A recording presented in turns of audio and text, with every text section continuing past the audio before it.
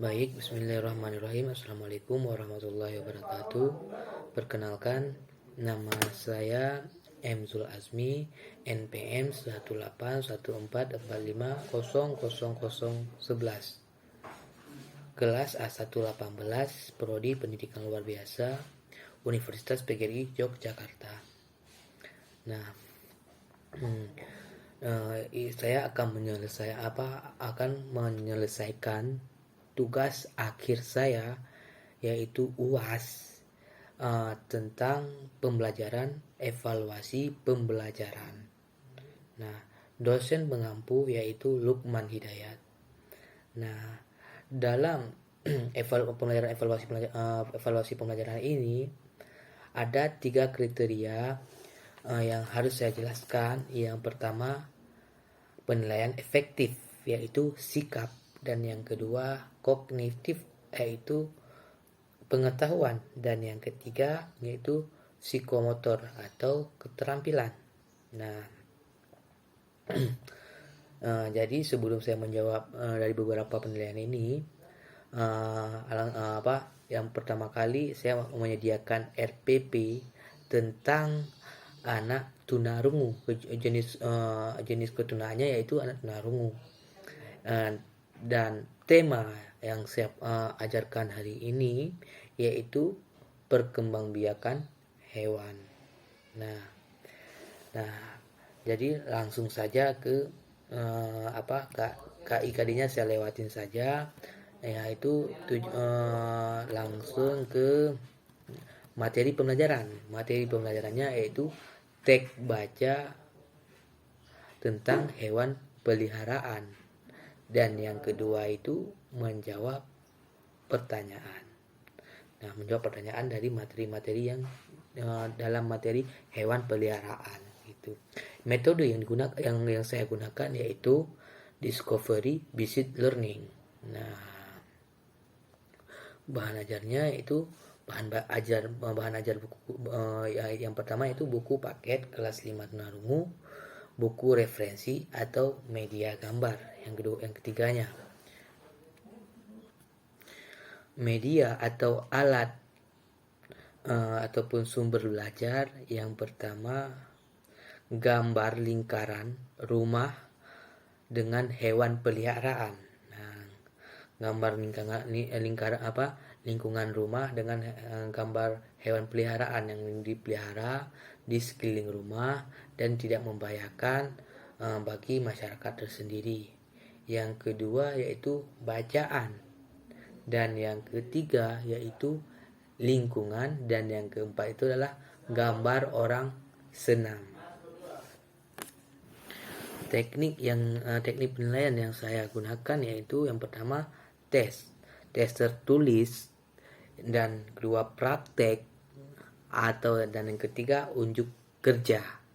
Nah, dan yang ke-B-nya tentang tes observasi atau pengamatan. Nah, instrumen penilaian yang saya gunakan yaitu tes tertulis dan praktek atau unjuk kerja. Yang pertama, instrumen tertulis dalam bentuk soal. Nah, jadi saya akan menilai skor sama dengan jawaban benar per jawaban soal, jumlah soal kali 100, berapa hasilnya. Nah, dan yang kedua yaitu instrumen unjuk kerja dalam bentuk rubrik penilaian. Nah, yaitu mahasiswa melakukan percobaan atau mencari tahu informasi. Itu adalah termasuk ke penilaian kognitif. Yang pertama yang harus di kriterianya yaitu percaya diri. Bagaimana seorang anak itu percaya diri dalam hal melakukan percobaan gitu. Nah, dan yang kedua itu tanggung jawab. Tanggung jawab dalam artian dia menyelesaikan dengan segimanapun dia harus bertanggung jawab dalam hal melakukan percobaan atau mencari informasi. Dia harus bisa menyelesaikan semuanya. Jadi itu harus teliti. Yang ketiga itu teliti, dan yang keempat itu tertib. Dan yang selanjutnya kemampuan bercerita. Nah, sama saja. Yang diambilnya nanti kriterianya percaya diri, bicara, berbahasa, dapat dipahami, ya gitu. Nah, cara penilaiannya yaitu baik sekali, baik, cukup, atau perlu bimbingan lagi. Nah, kalau baik sekali berarti anak itu tuntas dalam hal menceritakan ataupun menceritakan tentang pertumbuhan hewan tadi. Nah, gitu, baik berarti itu dia sempurna juga. Nah, cukup itu hanya tidak semaksimal dia mau menguasai. Kalau yang perlu bimbingan itu yaitu dia belum paham sama sekali, dan guru harus menjelaskan ulang kembali tentang pembelajaran yang diajarkan sebelumnya biar anak paham gitu. Dan selanjutnya yaitu kemampuan membaca, itu masuknya ke pengetahuan juga gitu kan. Ya, sama juga dia percaya diri, kelancaran, kejelasan, intonasi gitu. Baik kriteria penilaiannya itu baik sekali, baik, cukup, perlu bimbingan lagi gitu. Dan penilaian kognitif. Nah, penilaian fisikomotor. Nah, kriterianya percaya diri dalam hal menjelaskan apa-apa saja yang sudah dia dapatkan dari pembelajaran hari ini. Kerjasama dalam kerjasama dengan siswa-siswa lain, dan dia dapat berkomunikasi dengan guru-guru. Nah, acting atau berperan, nah gitu. Jadi dia dalam artian dia berakting atau berperan dalam menjadikan dirinya bukan dirinya sendiri lagi. Kemudian berperan bagaimana kucing itu marah, nah, meow gitu kan gitu. Nah, jadi dia sudah paham semua. Jadi dia komunikasinya, cara dalam dia menjelaskan itu dia nggak ada berlebet-lebet gitu, dia nggak, misal dia lancar dia dalam hal menjelaskan, itulah komunikasi. Nah, kalau emang nanti anak bisa menyelesaikan dari 4 pernyataan ini, maka anak akan diberi nilai oleh gurunya yaitu baik sekali ataupun baik. Nah, kalau perlu bimbingan lagi berarti anak itu belum sempurna dalam hal menjelaskan bagaimana caranya bermain peran gitu. Nah, yang selanjutnya, yang terakhirnya adalah penilaian sikap efektif. Nah, penilaian sikap atau karakter siswa, yaitu siswa ini dalam hal melakukannya itu disiplin, tidak membuat keonaran sehingga dapat mengganggu siswa yang lain gitu. Nah, definisinya ketaatan atau kepatuhan terhadap peraturan yang diberikan oleh gurunya maupun peraturan-peraturan yang sudah diterapkan oleh sekolah. Nah, yang indikatornya yang pertama, kehadiran ke sekolah tepat waktu.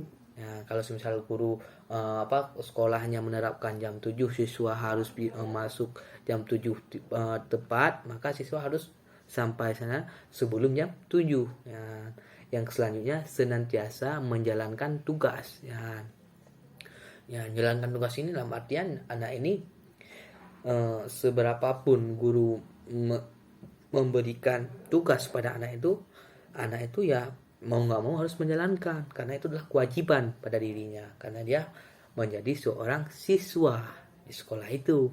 Nah, dan yang selanjutnya yaitu menyelesaikan tugas sesuai waktu yang disepakati. Nah, jadi guru ini memberi kesepakatan pada siswa. Nah, jadi contohnya guru memberikan soal kepada siswa, beberapa soal tentang materi tadi, yaitu apa-apa saja hewan yang hidup di lingkungan rumah. Contoh soalnya. Dan yang kedua, apa-apa saja hewan yang jina ataupun yang liar.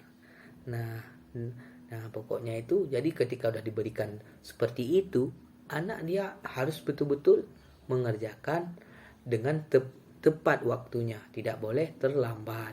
Nah, kalau apabila diterlambatkan, maka kembali lagi ke penilaian tadi, harus mungkin bisa saja anak itu nilainya dikasih cukup, gitu ataupun baik gitu. Nah, dan juga guru jangan lupa untuk ketika anak sudah diberikan beberapa kriteria penilaian ini, yaitu efektif sudah saya jelaskan tadi, kognitif dan juga psikomotor. Jangan lupa guru harus kita sebagai guru harus memberikan motivasi pada anak agar anak lebih bisa mempelajari semua yang diberikan oleh kita gitu. Nah, bisa saja senang, bahagia dalam hal mengerjakannya. Nah, baik, sekian hari tugas saya yang saya selesaikan hari ini. Apabila ada kekurangan, saya mohon maaf. Assalamualaikum warahmatullahi wabarakatuh.